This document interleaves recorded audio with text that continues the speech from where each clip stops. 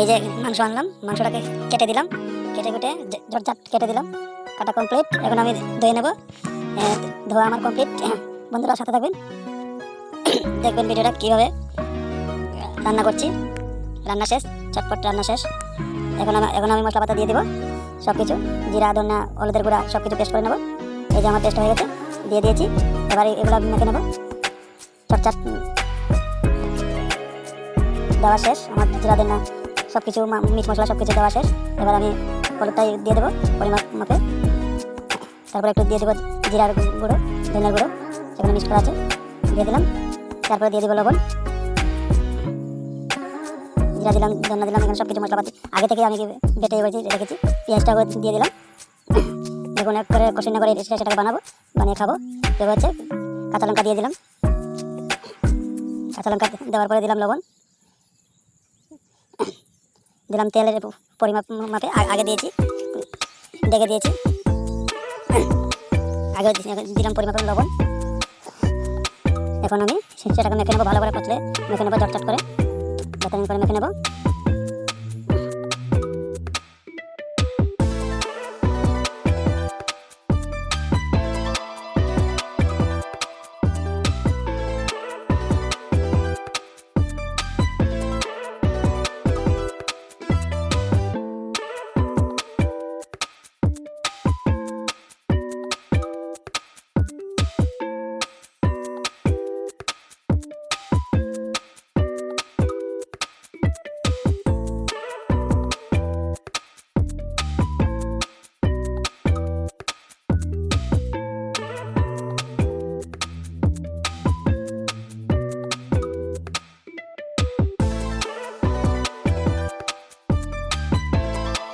মশলা বাটা complete, মশলা মাখামাখি আমার হয়ে গেছে, কাছাকাছি চলে এসেছে।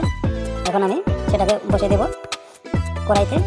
ডাইরেক্ট কড়াইতে আগে একটু তেল আমি দিয়ে রেখেছি, আর সেখানে তো দিলামই, মাংসতে তো তেল দিলামই, তখন দিয়ে দিলাম কড়াইতে। বাস এখন বসিয়ে দেবো। একটু পরে গিয়ে দেখি কী হচ্ছে, কতটুকু এসেছে। জালটা একটু মিডিয়ামভাবে রেখেছি, তার কারণ হলো নাহলে তো পুড়ে যাবে। চলছে, আর একটু 10 মিনিট পরে আসবো। 10 মিনিট পরে এসে দেখি ঝোলগুলা বের হচ্ছে। এখন আবার ঘেটে ঘেটে আবার ইয়ে করে দেবো, রেখে দেবো। আবার 10 মিনিট পরে আসবো। দেখলাম একটা আলুকে সিদ্ধ হয়েছে কিনা, মোটামুটি হয়ে গেছে, আর একটু বাকি আছে।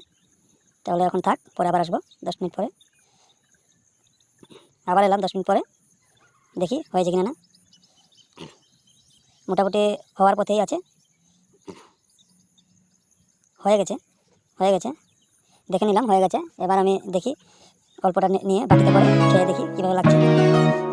বাটিতে নিলাম, যে গরম কীভাবে খাবো, বাপরে বাবা, হাত তো জ্বলে যাচ্ছে, বাপরে বাবা হাত জ্বলে যাচ্ছে।